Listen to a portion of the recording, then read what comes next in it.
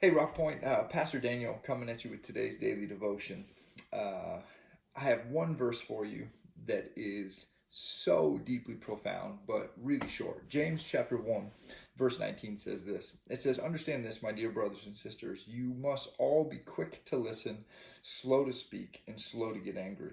Because you got to remember, human anger does not produce the righteousness that God desires." As I read that this morning, I was reminded that God has given all of us two ears and one mouth. And our country right now is divided on so many different issues. There are so many things that are pulling us apart.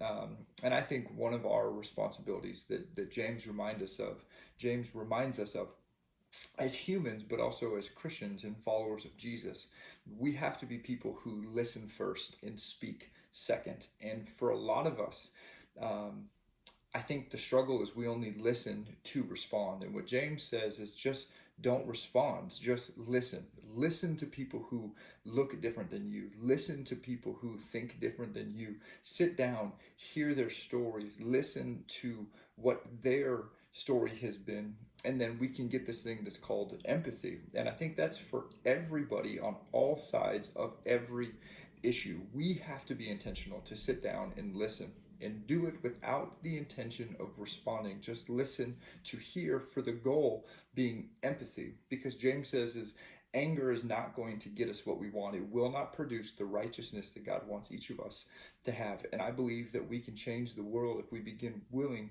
to sit down and listen to people who are different than us.